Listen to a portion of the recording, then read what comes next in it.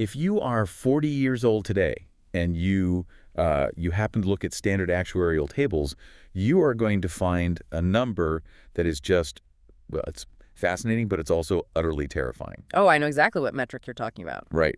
It's roughly 349,763 hours. That is your finite bank account of time you have left to live. Wow. When you hear the actual number, it really hits you. It really does. And unlike your retirement portfolio or, your checking account or your home equity, you can literally never make a deposit into this time account. Right, the balance strictly goes down. Exactly. Every single day you are spending it. And if you're listening to this deep dive right now, there is a incredibly high probability that you are trading the absolute best of those remaining hours for money that you will literally never get to spend. It is a profound realization to confront. I mean, most of the people tuning into this deep dive are likely in the thick of their most productive years. Yeah, generally speaking, that 25 to 55 demographic. Exactly. You are the responsible ones. You're navigating these big career ambitions, you're shouldering heavy family responsibilities, and you're exercising just incredible financial discipline. The classic spreadsheet warriors. Yes. You are budgeting, you're maximizing your tax-advantaged accounts, you're buying the low-cost index funds, and maybe you're even aggressively pursuing financial independence and early retirement. Right, doing all the right things. By every traditional metric of personal finance, you are doing everything perfectly right. But we want to pull you off that treadmill for a minute during this deep dive, because we're going to explore a question that, frankly, high-achieving, financially responsible people just rarely have the margin to ask themselves. They're too busy executing the plan to question the plan. Exactly. And the question is just, why? What is the actual structural end goal of hoarding all of these resources? Right. Are you systematically trading away the most vibrant, capable years of your life just to ensure you're the richest person in the graveyard? It's a brutal question. But today, our mission is to fundamentally rewire how you view money, time, work, and honestly, the true meaning of wealth. And we are not just pulling this out of thin air. We are taking the foundational philosophy of Bill Perkins' profoundly disruptive book, Die with Zero, and we are going to heavily stress test it. Yeah, because we don't just want a simple book summary. We're going to cross-reference his theories with the behavioral economics of Morgan Housel's The Psychology of Money. Right, which is crucial for the psychological side of things. Definitely. And we're also bringing in the life energy paradigms from Vicki Robin's classic Your Money or Your Life, plus a bunch of empirical data from some cutting-edge academic journals. So this is an intellectual journey. We are going to dismantle the default mode of modern wealth accumulation. The default mode is actually exactly where we need to begin, because it's so deeply ingrained in our cultural psyche that we don't even recognize it as a choice anymore. Yeah, Perkins refers to this as the autopilot trap. The autopilot trap. I love that framing. It's so accurate. The financial advice we all take for granted today has its roots in these centuries-old survival mechanics. Like the rules from The Richest Man in Babylon. Exactly. If you think back to those foundational texts, the cardinal rules have always been, pay yourself first, save at least 10% of everything you earn, ruthlessly cut expenses, and multiply your gold. The whole architecture of that advice is built around protecting the principal at all costs. Right. And to be absolutely clear here, if you are drowning in high-interest consumer debt, or if you're living paycheck to paycheck without a safety net, that advice is vital. Oh, 100%. It's the necessary foundation for basic survival. Yes, but Perkins makes a brilliant observation about the limitations of this autopilot once you are actually secure. He argues that staying in this accumulation phase indefinitely, which is what most successful middle-class professionals do, it leads to a massive systemic inefficiency in how we process our lives. I can completely relate to this. I used to be a devout follower of that exact methodology. I basically called it the save until it hurts approach. The spreadsheet became your master. The spreadsheet became the ultimate arbiter of my reality. Like, the more the numbers went up, the more secure I felt. But you're right about the inefficiency. Yeah, Perkins says if your entire cognitive bandwidth is consumed by accumulation, you completely atrophy the psychological muscles required to convert that wealth back into the things that actually make a human life worth living. Wow. You become incredibly skilled at storing energy and entirely incapable of deploying it. That's a perfect way to phrase it. And to truly grasp the magnitude of that inefficiency, we have to borrow a critical lens from Vicki Robin. Right, from Your Money or Your Life. Yes. She revolutionized the personal finance space by fundamentally redefining the ontology of money. In the traditional view, money is just this abstract store of value, Right. right? It's paper, it's metal, it's digits on a banking app. Exactly. Robin strips all of that away. She argues that money is quite literally your life energy. Life energy. It is the physical and mental vitality that you actually expended to acquire it. When you go to work, you are participating in a thermodynamic exchange. You're taking a strictly non-renewable resource. Yes. The finite hours of your existence, and you're converting it into currency. Yes.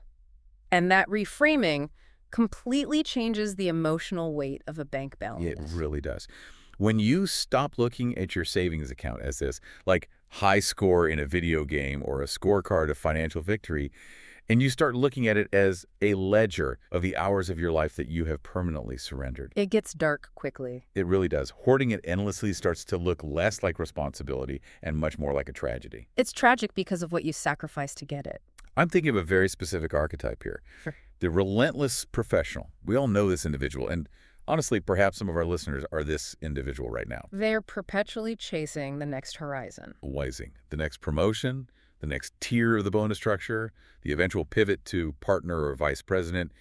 They are working 60, maybe 80 hours a week. And missing everything else. Missing everything. They're consistently missing their kids' soccer games, working through the weekends, canceling anniversary dinners. And they're building an absolutely fortress-like nest egg. A massive nest egg. But they possess zero concept of enough. Like the goalpost just keeps moving. They are effectively bleeding out their finite life energy to stockpile resources they will mathematically never be able to consume. And the underlying psychology driving that behavior, it's rarely just raw greed. No, greed implies a conscious desire to hoard for power. Right. What drives the relentless professional is usually a profound, unexamined fear. That, coupled with a complete lack of intentionality, they're just following the script that society handed them because the script feels safe.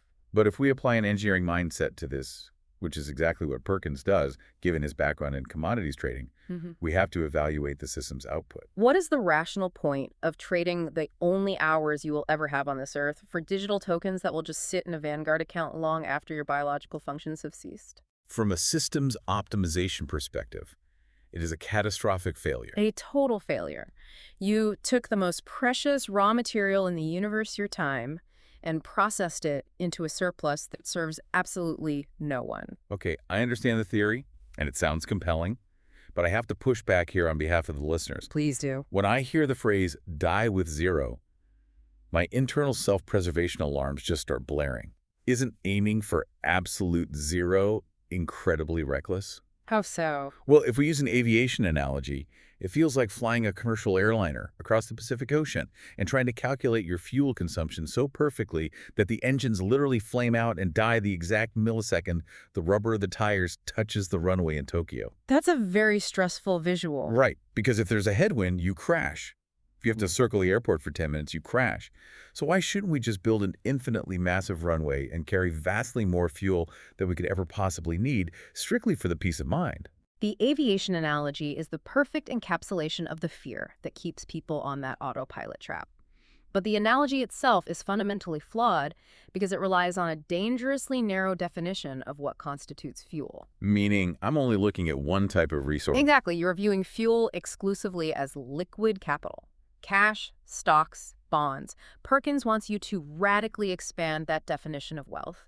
He introduces a concept called the memory dividend, which essentially forces us to rethink the very nature of what an investment actually is. Okay, this was the concept that completely shattered my previous paradigm when I first read it, because I had always categorized spending on experiences as a sunk cost. Most people do. Yeah, like you buy a vacation, you take the vacation, the money is gone, the vacation is over, net zero.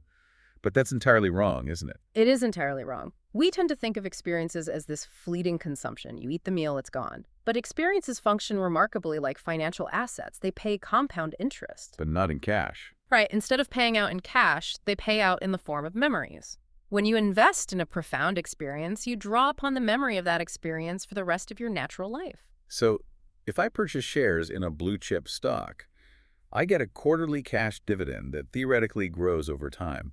But if I take an immersive 3-week trip to Italy with my partner, learning to make pasta in Tuscany and walking through the Colosseum, I am actually purchasing a memory dividend. Precisely. Yeah. And that dividend pays out repeatedly. Every time you're at a dinner party and you tell a hilarious story about getting hopelessly lost in Rome, that is a dividend payout. I love that. Every time you look at a framed photograph in your hallway and feel a surge of warmth, that's a payout. Or even just inside jokes, right? Yes. Every time that shared history bonds you and your partner closer together during a period of intense personal hardship 10 years later, that is a massive dividend payout. Perkins visualizes this through what he calls the fulfillment curve. Let's make sure we map this out clearly for the listener, because the visual really helps. Imagine a graph where the y-axis is your overall life fulfillment, and the x-axis is time. Okay, so when you have an experience, the initial event registers as a massive spike on that graph, a tall vertical bar representing the sheer joy of the trip itself. Right, the peak experience. But because human beings are fundamentally narrative creatures, we rely on our memories to construct our ongoing identities. So long after the trip is over, every time you recall it, you get a smaller vertical bar of experience points added to your graph. And those add up. They do. If you extrapolate those ongoing memory dividends over the course of 30 or 40 years, the total aggregate area under the curve, the accumulated fulfillment derived strictly from just remembering the event, can vastly exceed the value of the original experience. Which leads to a mathematical conclusion that runs entirely counter to traditional financial advice. Mathematically, it is absolutely crucial to invest in high-yield experiences when you're young. It is the optimal time to do it. Because if you take an epic, month-long backpacking trip through Southeast Asia at age 25, you essentially have 50 or 60 years to harvest the memory dividends from that investment. The time horizon for the compounding is massive. It's just like investing in your 20s versus your 50s. Exactly. But if you take that exact same trip at age 75, assuming you even still have the physical stamina to do it, you only have a handful of years left to collect those dividends. The total area under your fulfillment curve is mathematically constrained by your mortality. Right. The later you delay the experience, the drastically lower the overall yield. Let's ground this in a narrative, because the tragedy of ignoring this math is just profound. I'm thinking of an illustration of a young married couple in their late 20s. Okay, let's look at them. They have this shared burning ambition to take a sabbatical and travel across Europe for a month. But they are deeply entrenched in the financial autopilot trap we talked about. They're running the spreadsheets, and they decide that spending $15,000 on a trip violates their strict wealth accumulation goals. They want their portfolio to hit a specific arbitrary milestone first. Exactly, some FIRE number or net worth goal. So they deploy the ultimate tool of the financially responsible delayed gratification. The hallmark of discipline. They wait. They wait through their 30s, entirely focusing on their careers and climbing the ladder. They wait through their early 40s, focusing on paying down their mortgage. Finally, at age 48, having hit their portfolio target, they take the trip. If you ask a traditional financial advisor to analyze that specific timeline, they would likely applaud them. They'd say they were incredibly smart. Right. From a purely numerical perspective, they allowed that initial $15,000 to compound in the stock market for 2 solid decades. They acted with immense financial prudence. But the spreadsheet is completely blind to the human cost.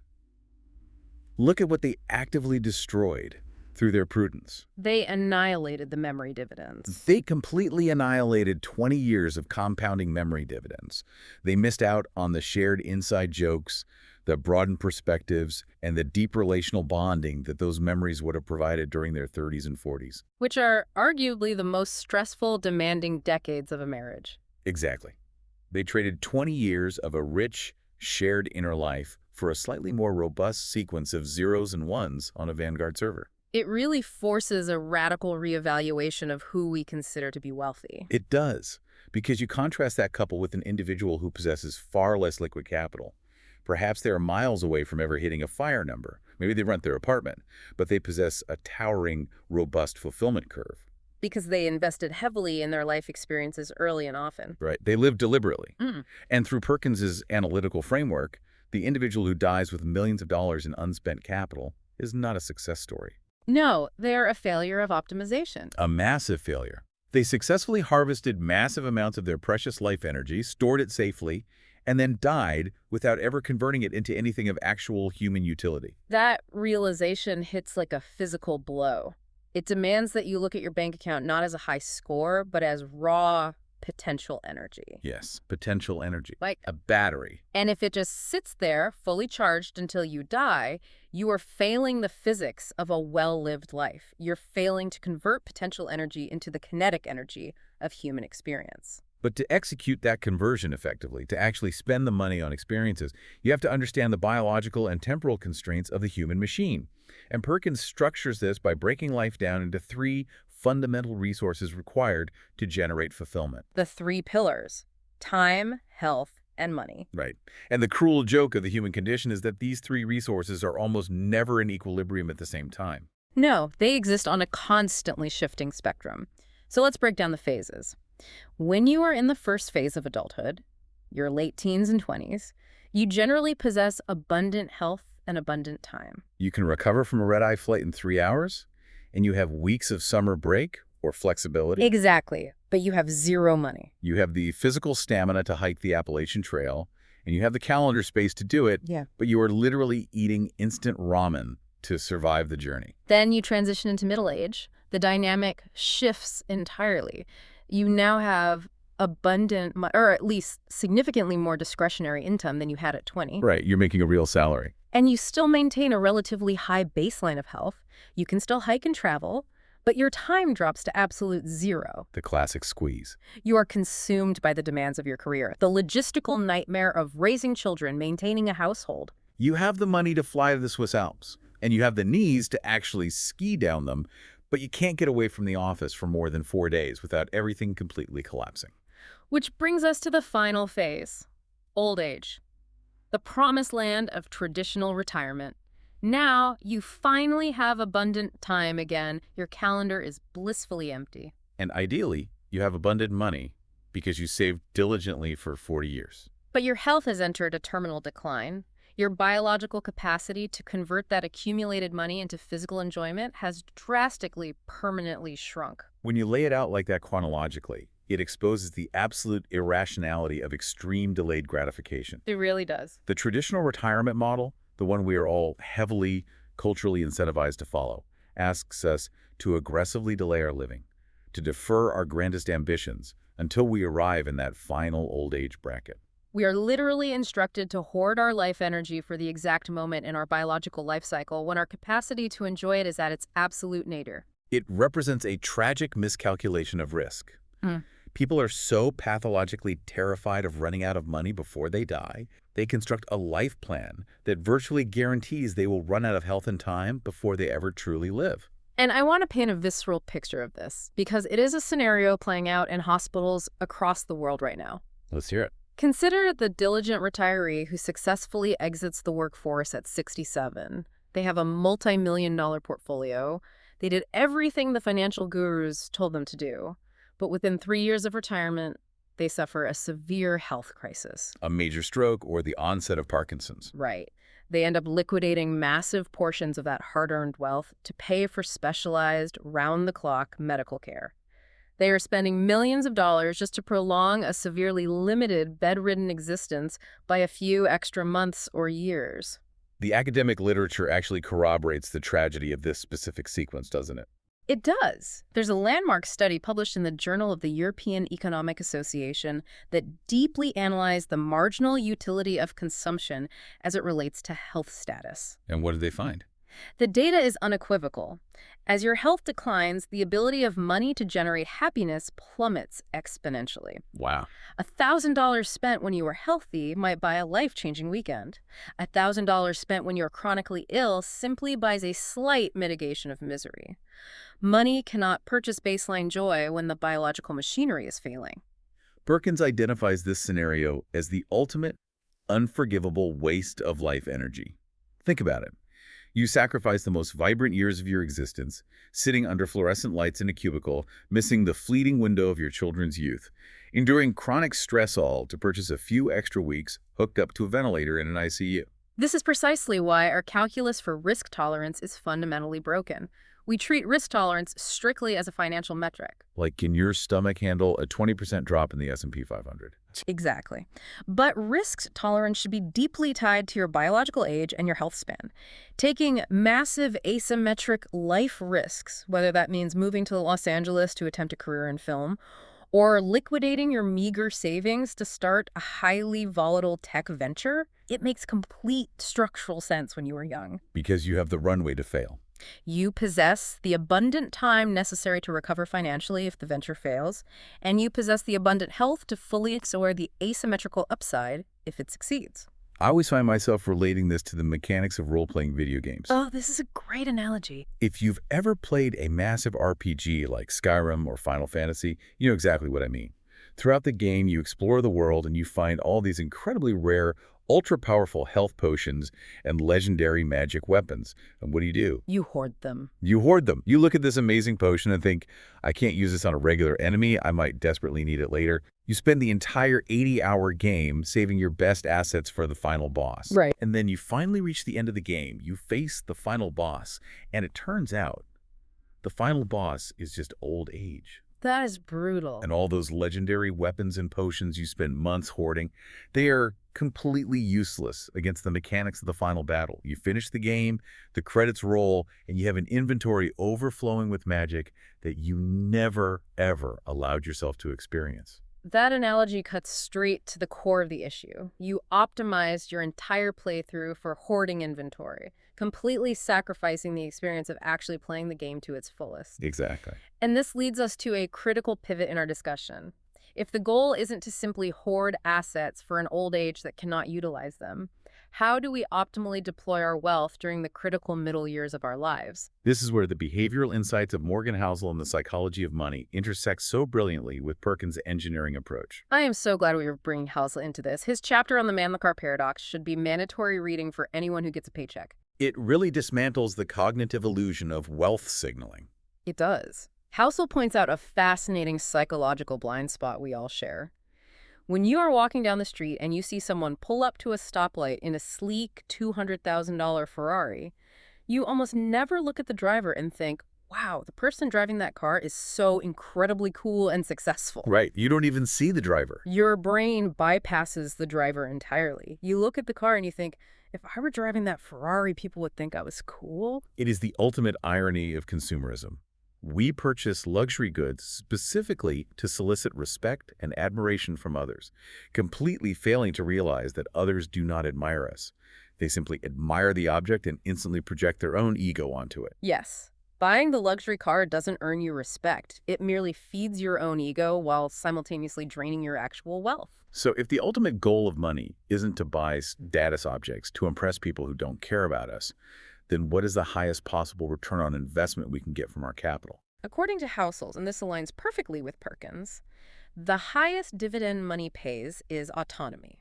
Autonomy. It is the ability to wake up every single morning, look at your calendar, and say, I can do whatever I want today with whomever I want for as long as I want.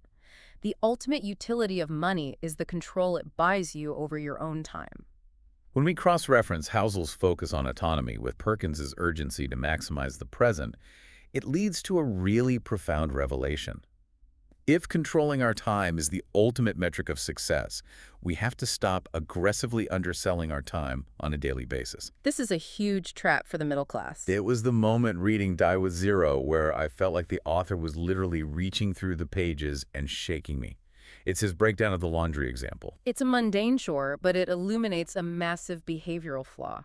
Walk us through his logic on the laundry. Okay, let's establish a baseline. Let's say, based on your salary, your time is worth $40 an hour at your profession. Okay, $40 an hour. Or, frankly, let's discard the salary metric entirely and just agree that an hour of your free time on a Saturday is deeply emotionally valuable for your mental health and recovery. It's priceless, really. Exactly. Now, the chore of doing the laundry, sorting it, washing it, drying it, folding it, putting it away, it takes you 2 hours every single week. A local professional wash and fold service will pick up your laundry and deliver it back perfectly folded for $50 a week.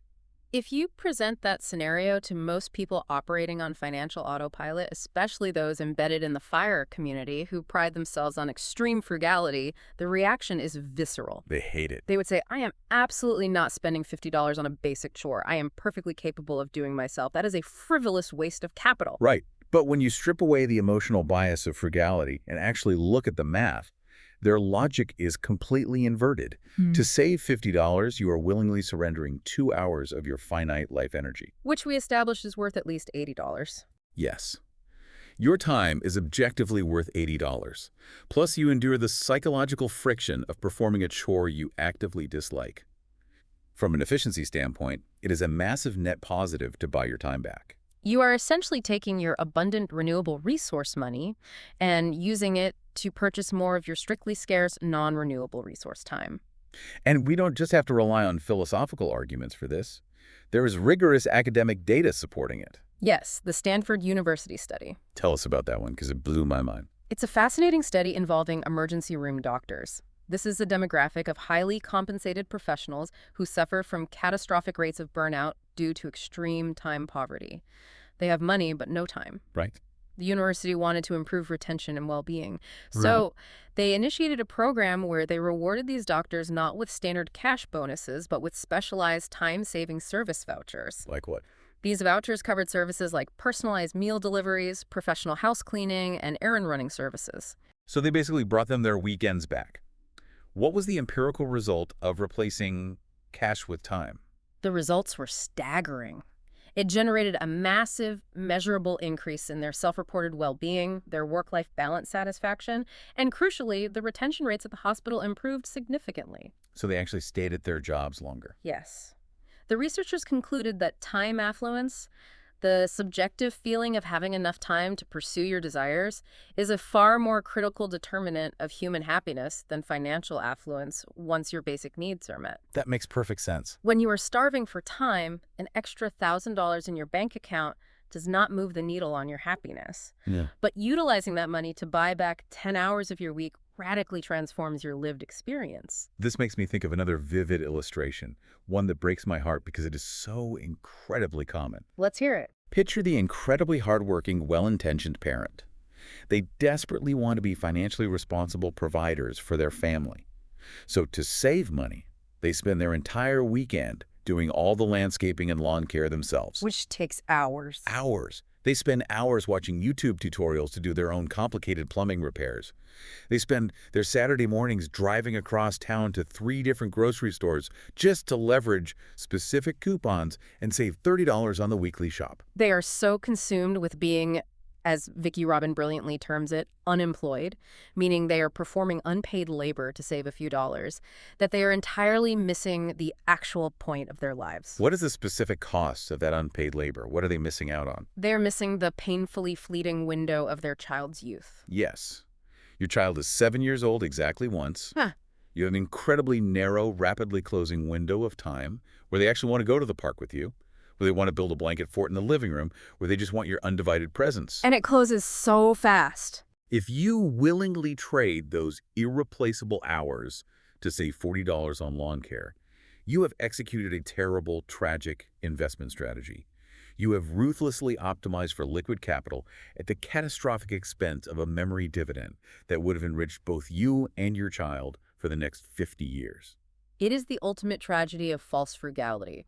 You pat yourself on the back because you believe you are saving money, but in reality, you are hemorrhaging the very life energy you are supposedly trying to protect. Which brings us perfectly to the mechanism that Vicki Robin uses to expose this trap. She created a formula called the real hourly wage. And let me tell you, running your own numbers through this formula will completely shatter the illusion of your high salary. It is a brutal but necessary calculation. Most professionals look at their gross annual salary divided by a standard 40-hour work week, and they just accept that number. Let's say for simplicity, it calculates out to roughly $17 an hour. But Robin argues that this number is a complete fiction. It ignores the massive hidden infrastructure required to maintain that job. You have to factor in the hidden costs, both the temporal costs and the financial costs. Let's unpack the reality of that calculation. Because you aren't just giving your employer 40 hours. Not at all. You spend an hour commuting each way. That's Nah. 10 extra hours a week surrendered to the job. You spend an hour every evening in a state of sheer exhaustion, mentally decompressing from workplace politics. That is time you cannot dedicate to your passions. And then there are the financial leaks. Oh, the leaks are huge. You spend money on specific professional wardrobes you wouldn't otherwise buy. You pay premium prices for takeout lunches and dinners because your job leaves you too drained to cook. You spend hundreds of dollars on the weekends on what Robin calls as escape entertainment. The drinks, the expensive dinners, the retail therapy, all purchased specifically to numb the psychological pain and stress generated by the work week itself. Exactly. When you force yourself to sit down and rigorously tabulate all of the extra unpaid hours your job demands of your life, and you subtract all of the reactionary expenses your job forces you to incur, the math changes violently. It's terrifying. That prestigious job that you thought was paying you $17 an hour might actually only be netting you $6 an hour of true, retainable life energy. $6 an hour. That is just a gut punch. It is supposed to be, because once you see that true number, you have to look in the mirror and ask yourself a profound existential question. Are you truly willing to trade the irreplaceable, finite hours of your one wild and precious life for $6 an hour? It forces you to evaluate with brutal clarity whether the juice is actually worth the squeeze. And for many people, it isn't. Okay, I am entirely on board with this philosophy, but we have to address the massive, terrifying elephant in the room. I need your expert voice of reason to talk me through this because my self-preservation instincts are fighting back hard right now. I think I know what's coming. Longevity risk. Yes. Everything we are discussing, spending lavishly on experiences, buying back our time, refusing to blindly hoard, it all sounds beautiful in theory. But what if medical science keeps advancing and I live to be 100 years old? It's a very real possibility. Perkins is telling me to actively aim to die with zero. If I perfectly execute his plan, run out of money at age 85, and then stubbornly refuse to die for another 15 years, I am staring down the barrel of a decade and a half of absolute destitution. How do we reconcile that? It is the single most valid and common fear surrounding this entire philosophy. Longevity risk, which is the statistical probability of outliving your financial assets, is just as real as mortality risk, which is the probability of dying before you get to enjoy your assets. So how does Perkins handle it? Perkins does not dismiss this fear at all. He is an actuary at heart. He relies on data. He is absolutely not suggesting that you adopt this nihilistic attitude, blindly burn through your cash in your 50s and just hope the universe provides for you at 90. Okay, good. He wants to solve for maximum total life enjoyment while mathematically managing the downside risk. So what is the actual mechanical solution? How do we insure ourselves against the risk of extreme longevity without being forced to hoard $3 million just in case? The solution lies in specific financial instruments designed exactly for this purpose, primarily annuities. Annuities. Yes, an annuity functions fundamentally as longevity insurance. While the mechanics can be complex, the premise is simple. You pay a lump sum of capital to a massive insurance company, and in exchange, they contractually guarantee to pay you a set monthly income for the rest of your natural life, regardless of whether you live to be 80 or 120. I want to make sure the listener really understands the mechanics here, because I used to think annuities were just bad investments. Like, how can the insurance company afford to guarantee me money forever? What is the actual mechanism? It relies on a principle called risk pooling and the generation of mortality credits. Mortality credits. The insurance company pools together tens of thousands of people who buy these annuities. Actuarial science dictates that in any large pool of people, some will unfortunately die much earlier than statistically expected, and some will live much longer. Okay, I fall. The capital from those who die early remains in the pool and is used to fund the payouts for those who live exceptionally long lives. Those are mortality credits. The insurance company is managing the macro math of the entire population, allowing you to stop worrying about the micro math of your individual lifespan. So, by purchasing an annuity, you are establishing a hard, unbreachable floor beneath your worst-case scenario. Precisely. You are paying a premium to legally transfer the longevity risk off your own shoulders and onto the balance sheet of a multi-billion-dollar institution. And the psychological liberation that provides must be immense. It's massive. By having that guaranteed baseline of survival income locked in, it frees you to safely and confidently spend down the remainder of your liquid assets during your middle age and early retirement years. You can actually maximize your total life enjoyment.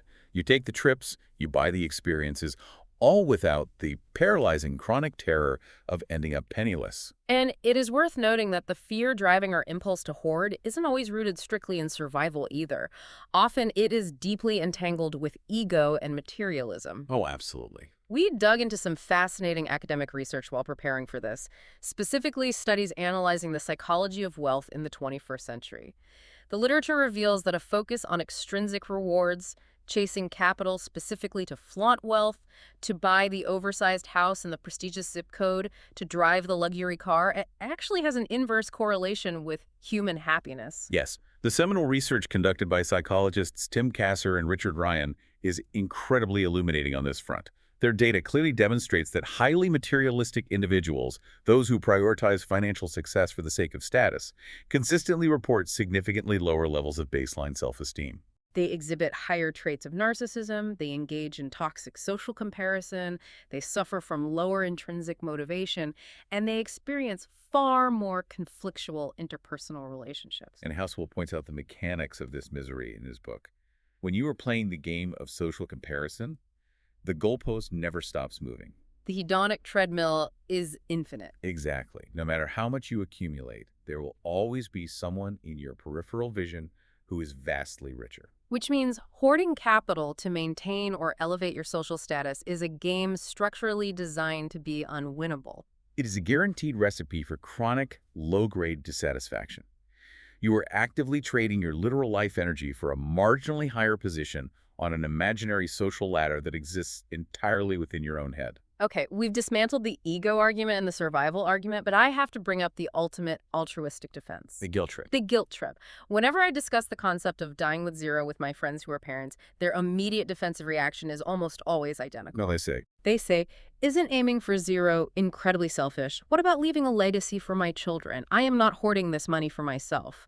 I am sacrificing my lifestyle to build generational wealth for my kids. That is undoubtedly the most emotionally charged pushback to the die with zero philosophy. It sounds incredibly noble on the surface, but Perkins executes a brilliant, albeit somewhat ruthless, dissection of the hypocrisy embedded in the traditional inheritance model. This part of his argument completely rewired my brain. I was looking at the demographic data you pulled for this, and the math just does not support the traditional model. Walk us through the failure of the modern will. If you genuinely love your children, and your primary goal is to deploy your capital to maximize their well-being and security, then leaving them a massive lump sum of money after you die is objectively a terrible, highly inefficient plan. Why? It's still money, isn't it? First, consider the morbid logistics of it. By relying on a traditional inheritance, you are leaving your children's financial security entirely up to the random, unpredictable variance of your own mortality. That's true. You are effectively saying to your kids, I love you, I have the resources to change your life, but you are only allowed to access this help on the exact random Tuesday that my heart biologically fails. Wow. When you strip away the legal jargon of estate planning and phrase it like that, it sounds borderline insane. You are making their financial windfall contingent on your biological failure. Second, and more importantly, we have to look at the demographic realities of modern medicine. People are living significantly longer. If you live a relatively healthy life and pass away at age 85 or 90, we have to ask, how old are your children when they finally receive this life-changing inheritance? Well, if they were born when you were 30, they are in their late 50s or early 60s. Exactly. They're approaching traditional retirement age themselves. Think about the concept of peak utility. The utility of money, its ability to fundamentally alter the trajectory of a human life, is not static. It changes based on age and circumstance. Receiving $500,000 when you are 62 years old, when your house is likely paid off and your career is winding down, is nice, but it is not transformative. No, the transformative period is decades earlier. The peak utility of capital is when they are in their late 20s or early 30s. It's when they are drowning in student loan debt or desperately trying to scrape together a down payment for their first home or agonizing over the cost of daycare while trying to start a family. That is the exact moment when an injection of capital can alter the stress levels and trajectory of their entire adult life. Therefore, Perkins argues aggressively for deliberate, targeted giving.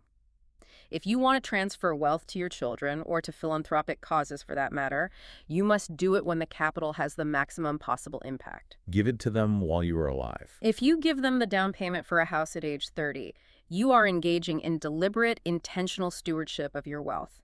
Dying with a dragon's hoard of cash and letting a probate lawyer distribute it to your 60-year-old children is not a strategy. It is merely an accident of timing.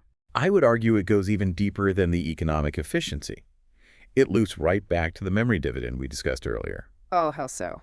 If you give your children the money to buy their family home when they are 30, you get to spend the next 20 years visiting them in that home. That's a beautiful point. You get to watch your grandchildren take their first steps in a living room that your life energy helped secure. You get to actively share in the joy of your own generosity. If you leave it to them in your will, you are completely absent from the experience. You get none of the joy. It fundamentally forces a reframing of what a legacy actually is. Legacy is not a sterile check cut by an executor after your funeral. True legacy is the tangible impact you have on the people you love while you are still here to share the oxygen with them. Precisely. Now, as we begin to step back and look at the macro picture of this deep dive, all of these seemingly disparate philosophies, Perkins' mathematical urgency to spend on experiences, Housel's psychological warnings against ego-driven hoarding, Robin's thermodynamic valuation of time, they all converge on one massive central warning about the flaws in human cognition. They all warn against the extreme danger of rigid long-term plans. Yes. Housel specifically cautions against extreme financial plans because we are all victim to a psychological blind spot known as the end of history illusion. This is derived from the brilliant research of Harvard psychologist Dan Gilbert. The end of history illusion describes a specific failure of human imagination. Explain how it works. It is the documented tendency for human beings to recognize that their values, desires, and personalities have changed significantly in the past, while simultaneously believing that they will not change much in the future. It is such a bizarre cognitive glitch. We can look back at the person we were 10 years ago, look at the clothes we wore, or the relationships we prioritized, and completely cringe. We acknowledge our past evolution. Right. Yet when we look forward 10 years, our brains tell us, nope, I have finally reached my final form. I will want exactly the same things at 50 that I want today at 40. I'll just be a bit grayer. But why does the brain do this? It happens because the human brain's prefrontal cortex, the part responsible for simulating the future, is somewhat lazy. Remembering the past is a simple act of retrieval. Imagining a fundamentally different future requires immense cognitive effort. It's hard work. Because it is difficult to vividly imagine how much our values will shift, our brain mistakenly concludes that they simply won't shift. We mistake the difficulty of imagination for the unlikelihood of change. And the consequences of this illusion in personal finance are just devastating. It's why the 18-year-old chooses a highly specialized college major for a career they are utterly locked into at age 45, only to realize they despise the work. Or, far more relevant to our audience, it is what drives the 30-year-old to aggressively pursue an extreme FIRE lifestyle. The fire pursuer. This is the tragic example. They build a spreadsheet that dictates they must save 70% of their income. They eat rice and beans, they skip every single vacation, they decline invitations to stand in their friends' weddings because travel is too expensive. They are ruthlessly maximizing the efficiency of the spreadsheet. But in doing so, they are actively incinerating their youth. And the tragedy the end of history traps brings when they finally reach their FIRE number at age 45 or 50. They arrive at the finish line, and they realize their fundamental values have evolved. They no longer solely desire the safety of financial security. They realize they desperately crave the very memories and relationships they systematically sacrifice to get there. But time is unidirectional. They cannot go back and experience being 30 again. I can visualize this outcome perfectly. It is the individual who officially retires early, wakes up on a Monday morning with total financial freedom, looks around, and feels an overwhelming sense of alienation. They are burnt out. And the deepest tragedy is that they realize they don't actually know how to enjoy the vast expanse of time they just purchased because their experiential slate is entirely blank. That is the hidden compounding cost of extreme deprivation. You don't just compound your capital, you compound your behavioral habits. Wow. Compounding habits. If you spend 20 unbroken years habitually denying yourself joy, community, and experience just to save a few dollars, that neural pathway becomes entrenched. The habit of deprivation does not magically evaporate the day you cross a net worth threshold. You spent 2 decades practicing how to suffer efficiently, and you completely forgot how to practice joy. So as we synthesize all of this data, all of these philosophies, what is the unified theory? How do we navigate this? It seems clear that the optimal path, the sweet spot, requires holding multiple opposing truths in tension. We absolutely must save enough capital to purchase flexibility, autonomy, and a margin of safety against the unknown that is Morgan Housel's wisdom. Right, the margin of safety is key. We must deeply respect the thermodynamic reality of our life energy, refusing to trade it for status symbols or minor conveniences that don't fundamentally matter. That is Vicki Robin's mandate. Stop underselling your time. But critically, we must also cultivate the courage and the intentionality to actively deploy our wealth on profound experiences before the biological window of opportunity slams shut forever. And that is Bill Perkins's urgent warning. It is a highly dynamic, constant balancing act. The ultimate goal of dying with zero was never meant to be a literal, hyper-precise mathematical mandate. Right. It is not about perfectly timing the liquidation of your 401k to hit exactly $0.00 as the ECG machine flatlines. That level of precision is impossible, and frankly, obsessing over it entirely misses the point of the book. Die with zero is not a spreadsheet formula. It is a philosophical compass. It is a cognitive shock designed to violently jolt you off of your financial autopilot. It forces you to start blindly maximizing your wealth just for the sake of watching the high score go up. And it challenges you to start maximizing your fulfillment.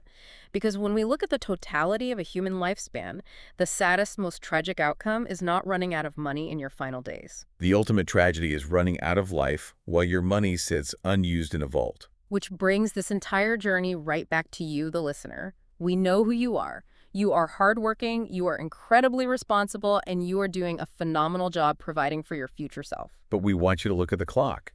Your life is a ticking, unidirectional countdown of finite life energy. You need to pause the grind, step back, and remember exactly why you were working so hard in the first place. Every single day, you are trading hours of your vitality that you will never, ever get back. You must ensure you are demanding a phenomenal exchange rate for that time. Ensure that you are using your capital to buy back your autonomy, to buy profound shared experiences, and to buy true freedom, rather than just purchasing fleeting status or hoarding out of an unexamined fear of the future. As we close out this deep dive, we want to leave you with a lingering reflection. I want you to carry this thought with you during your commute tomorrow morning, or while you are doing that laundry this weekend. If you are forced to sit down right now and write out the top 5 experiences you deeply, desperately want to have with the people you love most before you die. And then a doctor walked in and told you exactly how many healthy, vibrant years you actually have left. How many of those top 5 experiences would you realistically keep putting off until next year? Time is the only wealth we truly possess. Do not wait until the runway is completely out of fuel to realize you were supposed to be flying.